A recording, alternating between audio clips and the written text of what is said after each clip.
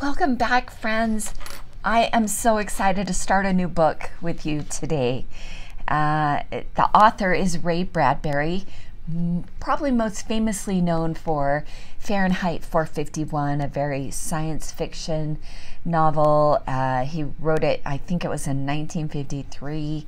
But this is totally different. This is called Dandelion Wine. Oh my gosh, the way he weaves words together it's one of the most beautifully written books I think I have ever read, and stirs up memories that I hope it will for you too, about summers in your childhood. So let's get started. It was a quiet morning, the town covered over with darkness and at ease in bed. Summer gathered in the weather, the wind had the proper touch, the breathing of the world was long and warm and slow. You had only to rise, lean from your window, and know that this indeed was the first real time of freedom and living. This was the first morning of summer. Douglas Spaulding, 12, freshly wakened, let summer idle him on its early morning stream. Lying in the third-story cupola bedroom, he felt the tall power it gave him, riding high in the June wind, the grandest tower in town. At night, when the trees washed together, he flashed his gaze like a beacon from the lighthouse in all directions over swarming seas of elm and oak and maple. Now, boy, whispered Douglas. A whole summer ahead to cross off the calendar day by day. Like the goddess Siva in the travel books, he saw his hands jump everywhere, pluck sour apples, peaches, and midnight plums. He would be clothed in trees and bushes and rivers. He would freeze gladly in the hoar-frosted ice-house door. He would bake happily with 10,000 chickens in Grandma's kitchen. But now a familiar task awaited him. One night each week, he was allowed to leave his father, his mother, and his younger brother Tom asleep in their small house next door and run here, up the dark spiral stairs to his grandparents' cupola, and in this sorcerer's tower sleep with thunders and visions, to wake before the crystal jingle of milk bottles and perform his ritual magic. He stood at the open window in the dark, took a deep breath, and exhaled. The street lights, like candles on a black cake, went out. He exhaled again, and the stars began to vanish. Douglas smiled. He pointed a finger, there and there. Now over here and here. Yellow squares were cut in the dim morning earth as house lights winked slowly on. A sprinkle of windows came suddenly alight miles off in dawn country. Everyone yawn, everyone up. The great house stirred below. Grandpa, get your teeth from the water glass.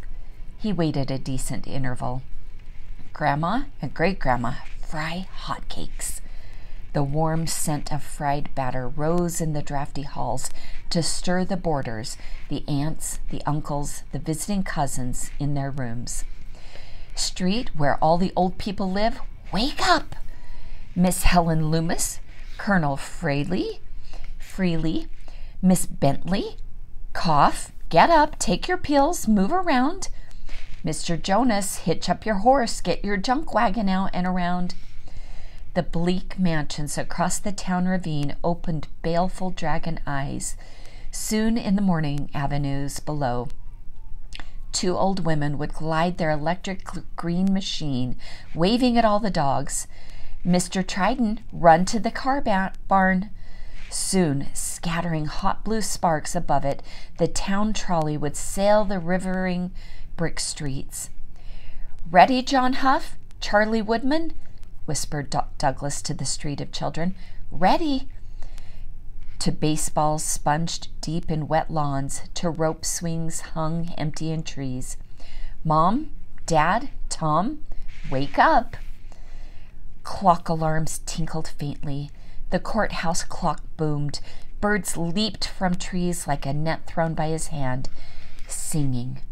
Douglas, conducting an orchestra, pointed to the eastern sky. The sun began to rise. He folded his arms and smiled a magician's smile. Yes, sir, he thought. Everyone jumps.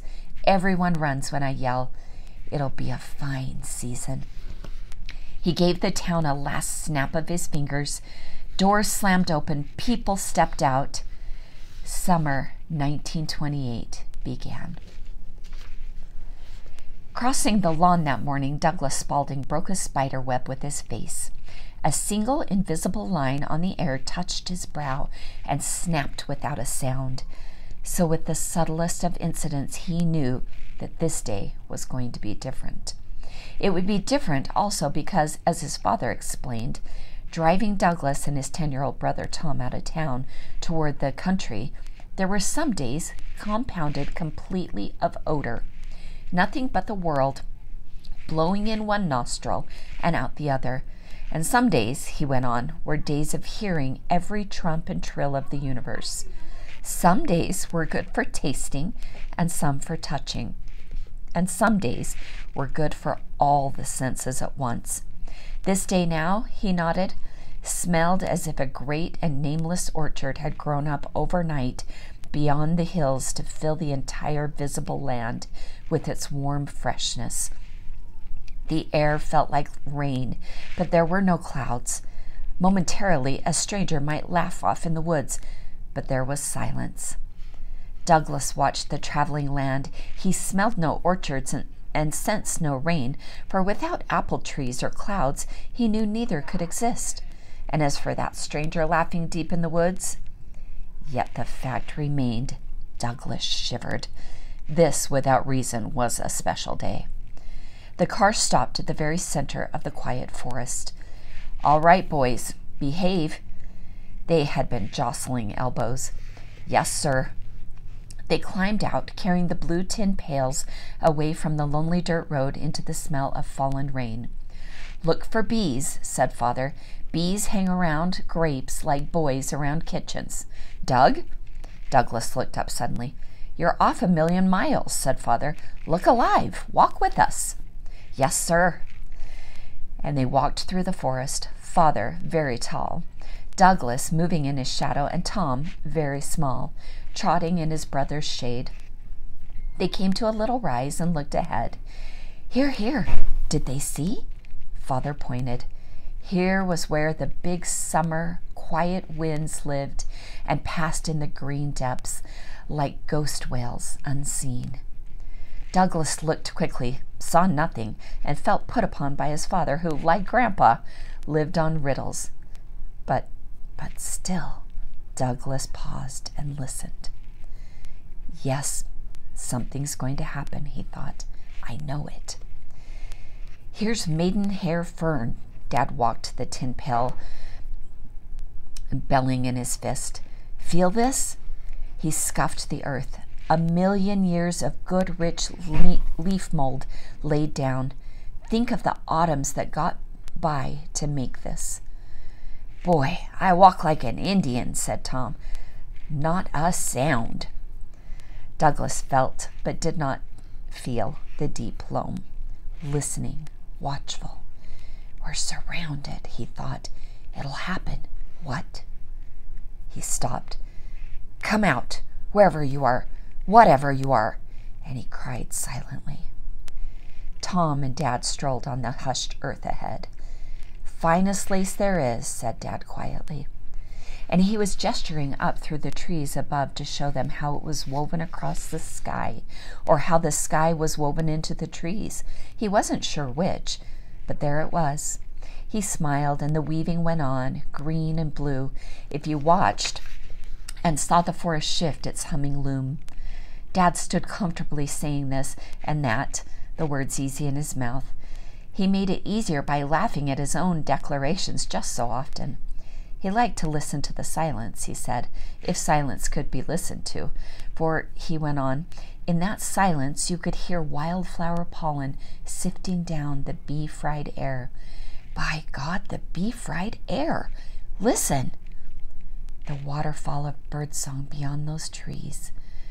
Now, thought Douglas, here it comes, running. I don't see it running, almost on me. Fox scrapes, said Father. We're in luck. Look here. Don't! Douglas gasped. But Tom and Dad did. They bent down to shove their hands deep in rattling bush. The spell was shattered. The terrible prowler, the magnificent runner, the leaper, the shaker of souls, vanished. Douglas, lost and empty, fell to his knees. He saw his fingers sink through green shadow and come forth stained with such color that it seemed he had somehow cut the forest and delved his hand in the open wound. Lunchtime, boys! With buckets half burdened with fox scrapes and wild strawberries, followed by bees, which were more, no less, said Father, the world humming under its breath, they sat on a green moss log, chewing sandwiches and trying to listen to the forest the same way Father did. Douglas felt Dad watching him, quietly amused. Dad started to say something that had crossed his mind, but instead tried another bite of sandwich and mused it over. Sandwich outdoors isn't a sandwich anymore. Tastes different than indoors, notice? Got more spice. Tastes like mint and pine sap. Does wonders for the appetite. Douglas's tongue hesitated on the texture of bread and deviled ham. No, it was just a sandwich. Tom chewed and nodded. Know just what you mean, Dad. It almost happened, thought Douglas. Whatever it was big. My gosh, it was big. Something scared it off. Where is it now? Back of that bush? No, behind me. No, here, almost here. He kneaded his stomach secretly. If I wait, it'll come back. It won't hurt. Somehow I know it's not here to hurt me. What then? What? You know how many baseball games we played this year, last year, year before? Said Tom, apropos of nothing. Douglas watched Tom's quickly moving lips. Wrote it down. 1,568 games. How many times I brushed my teeth in 10 years? 6,000. Washed my hands? 15,000. Slept? 4,000 some odd times, not counting naps. Ate? 600 peaches. 800 apples. Pears? 200. I'm not hot for pears. Name a thing. I got the statistics. Run to the billions, millions, things I done, add 'em up in 10 years. Now, thought Douglas, it's coming close again. Why? Tom talking, but why Tom? Tom chatting along, mouth crammed with sandwich, Dad there alert as a mountain cat on the log, and Tom letting the words rise like quick soda bubbles in his mouth. Books I read, 400. Matinees I seen, 40 Buck Joneses, 30 Jack Hoxies, 45 Tom Mixes, 39 Hoot Gibsons, 192 single and separate Felix the Cat cartoons, 10 Douglas Fairbankses, 8 repeats on Lon Chaney in The Phantom of the Opera, 4 Milton Silses, and 1 Adolph Menjou. Thing about love, where I spent 90 hours in the theater. But Thing About Love, where I spent 90 hours in the theater toilet waiting for the mush to be over so I could see the cat and the canary or the bat. Where everybody held on to everybody else and screamed for 2 hours without letting go.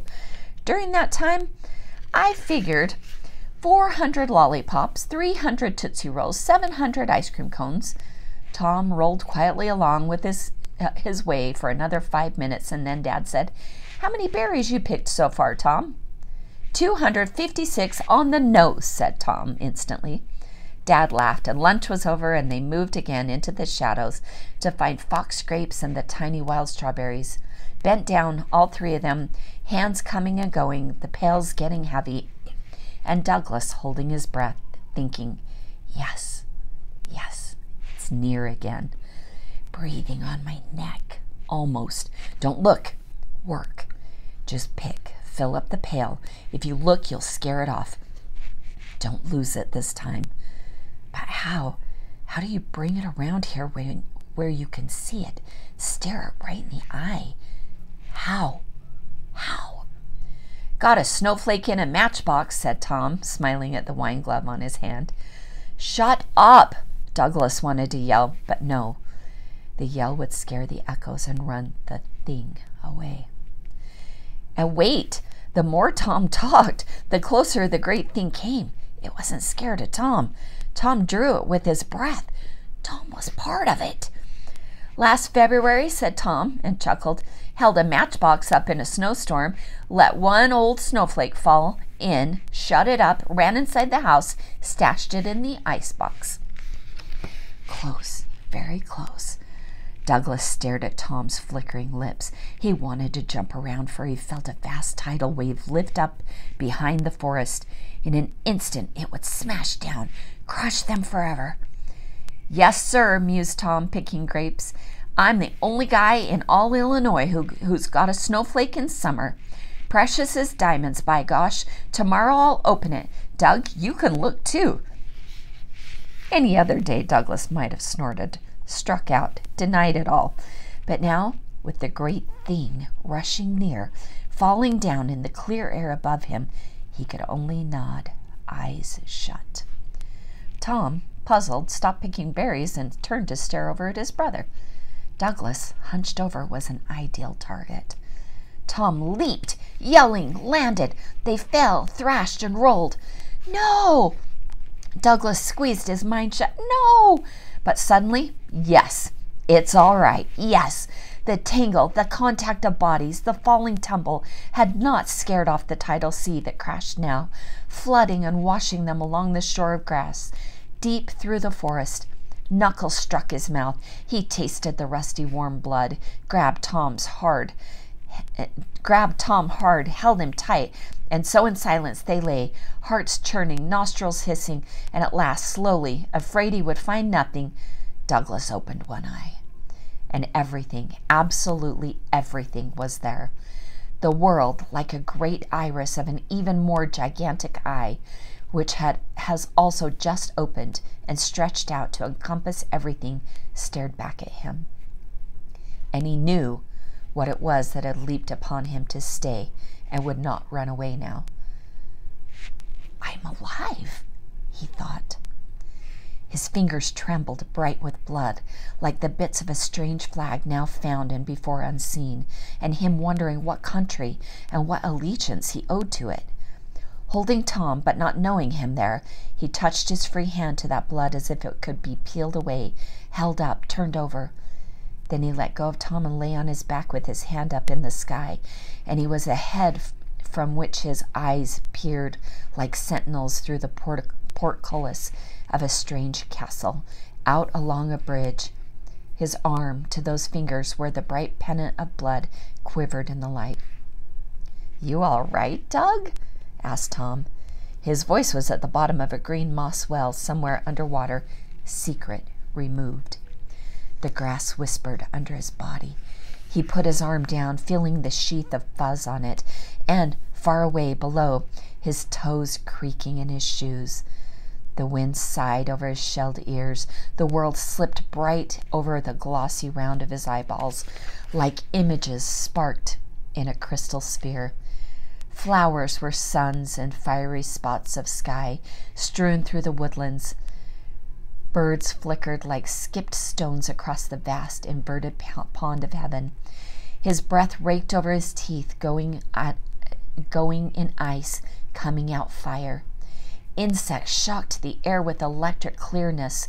10,000 individual hairs grew a millionth of an inch on his head. He heard the twin heartbeats beating in each ear, the third heart beating in his throat, the two hearts throbbing his wrists, the real heart pounding his chest. The million pores on his body opened. I'm really alive, he thought. I never knew it before, or if I did, I don't remember.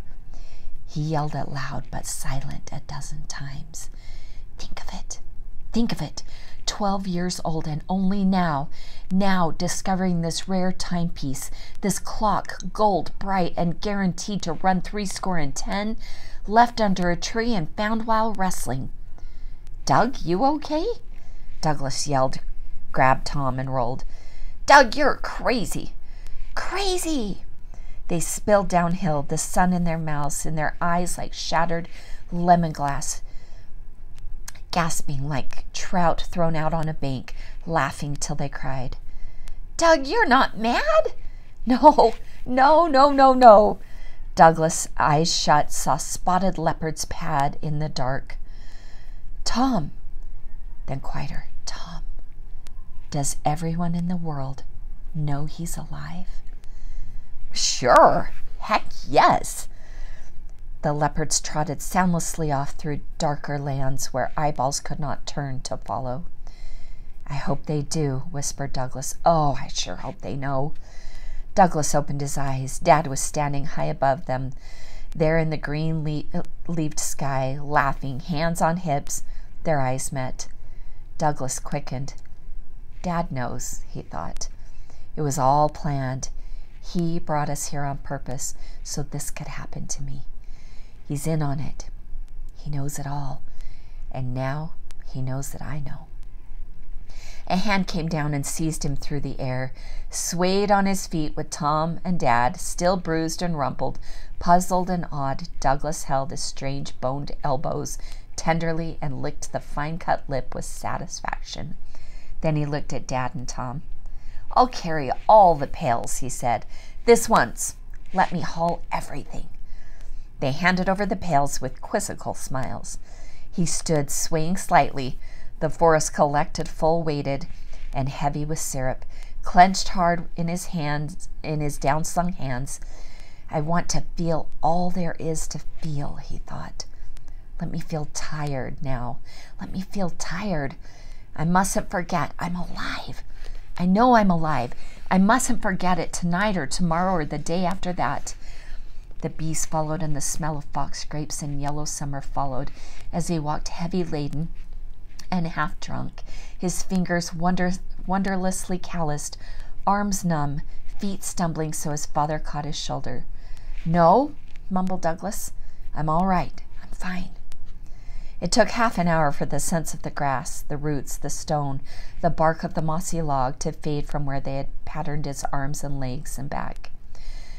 While he pondered this, let it slip, slide, dissolve away, his brother and his quiet father followed behind, allowing him to pathfind the forest alone, out toward that incredible highway which would take them back to town.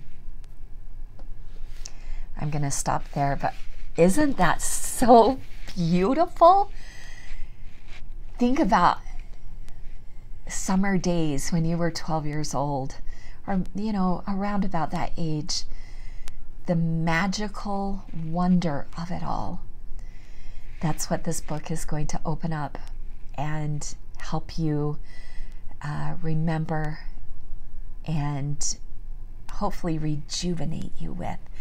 It's the perfect read for summer, and I'm glad you're doing it with me. Till next time.